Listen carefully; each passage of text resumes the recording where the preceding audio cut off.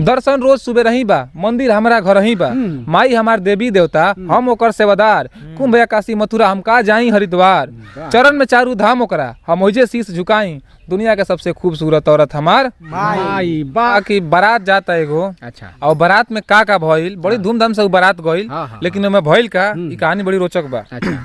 सब लोग चली बाबू साहब के बारात था। अच्छा। बाबू साहब के बारात था, सब लोग जीवे करी, सब लोग चली बाबू साहब के बारात था। आ सन 2023 दिसंबर के बात था, 2 साल के बात है। ठीक से देख लो कि वो छूटल तो नहीं क्या, जल्दी जल्दी कहो सब गाड़ी में बैठे, और एक आदमी रहे सब बतावे खातिर। अब केहू धइल सीट, केहू बैठल छत पर चढ़ के। अच्छा। आ सब कोई आट गइल, बस रहे बड़की बस रहे। अब लागल जयकारा जय श्री राम के, मंदिर पर से बारात निकलल, लागल जयकारा जय श्री राम के, निकलल बड़ा 6:30 बजे शाम के, सांझी खाने नहीं लेट कर दिया। अब तेज रफ्तार में चले लगल गाड़ी, कहीं मिलल शीशो तो कहीं बस सवारी रास्ता में मिलेला। अब केहू का लागल पीठी पर, केहू का लागल मुंह पर, 10-12 गो हीरो बैठे रहे ऊपर बैठे रहे। अब जैसे तैसे देर से बारात जब पहुंचल, आ डीजे वाला कहाँ बस सब कोई पूछल, गाँव के लोग ये चाहिए ऑर्केस्ट्रा पहले चाहिए, लेट हो गई करलो हाली हाली, आ खबर मिलल दूर बाबे ट्रैक्टर हटाली। तो काहे दूर बा, सुन के बात सब गांव वाला फायर, रास्ते में फाट गए पछिला टायर ट्रैक्टरवा के। अब खोजे सरे कहाँ बता हेजावा के लो भी, बिना नाचे गाना के बारात भला सो भी। उन्हें के आदमी कहल तो चौचक चढ़ा को में एक जना रहले, आ थोड़ी देर सबर करी, प्यारे से कहले, अब कहले के तनी आराम करी। अब आइल ट्रैक्टर आ सजल बारात, तले 2 गो घटना भइल के साथ, 2 गो घटना घटल बारात में। रहे तिरछोल सरवा लड़की के भाई, आ लड़का के मामा से कैलस लड़ाई, एने दूल्हा इनके दांत लगल, दूल्हा के देख के भागल जाए माला से बरमाला फेंक के। तनी एजेट रहले उ, अब दोनों कांड भइल।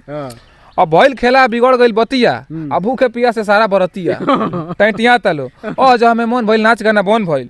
अभी सबके बीच में आई लगुआ के बारी। अच्छा। उहे सन बरसा वाला खोभारी, हमने के खोभारी जी बाने, बहुत बढ़िया अगुवाई करेले। और टाइट होके बोलले, कहले कहां बारे लड़की के चाचा, काहे चढ़ेले तब तिलक बरा छा, जब खराब रहली का त काहे तिलक बरा छा चढ़ैला।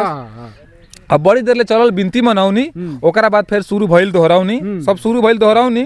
सच है बात सब आंखी के देखल, सच है बात सब आंखी के देखल, 1 बजे राती का भोजन ठेकल। वाह जी वाह वाह। देख सकता नी कि एगो बारात में केंगन केंगन से लीला होता है, लीला सही में होत रहता, जहाँ ना तहाँ कुली लीला होत रहता।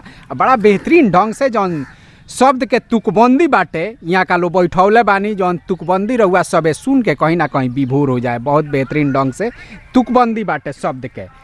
चली अब चल रहल बानी सो हमनी के आगे के कविता जौन बाटे, ई कविता कुछ रहुआ के मार्मिक कर सकता का जी।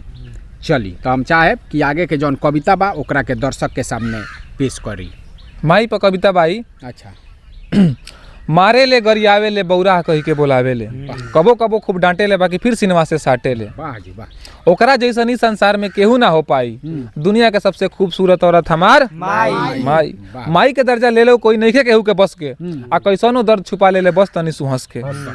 प्यार मोहब्बत के मामला में ओकरा लेखा के पागल ह, आ खीस पीत में मार देले फिर कहेले जोर से नानू लागल ह। खांसी जुखाम दर्द बुखार हर रोग के दवाई, दुनिया के सबसे खूबसूरत औरत हमार माई। बाबू हमार बढ़िया रहस, हर देवी देवता से हट करे, हमरे खाती जीवतिया करे, हमरे खाती छठ करे। राजकुमार बना के रखे, हर प्रकार के सुखवा देले, आ पापा कबो मारे ले आचरा में लुकवा ले।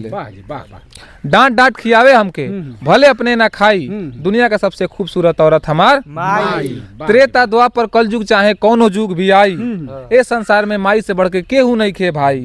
दर्शन रोज सुबह रही बा, मंदिर हमारा घर ही बा, माई हमार देवी देवता हम ओकर सेवादार, कुंभ काशी मथुरा हम का जाई हरिद्वार, चरण में चारू धाम ओकरा हम ओजे शीश झुकाई, दुनिया के सबसे खूबसूरत औरत हमार माई। वाह जी वाह वाह। देख रहल बानी माई पर यहाँ के जौन कविता कहले बानी, बहुत बेहतरीन कविता बाटे। लेकिन ए बेरा लोग बाटे कि मान ली कि हालांकि हर एक पुत्र नहीं खन, माई के बहुत आदमी दुत्कारत तारे, ओकरा बाद से कुंभ जाता रे नहाए, ठीक बा। तो ई कहीं से उचित नहीं है। वो सबसे बेहतरीन अमीर परिवार बा जवना के घर के बुजुर्ग के चेहरा पर मुस्कान बाटे।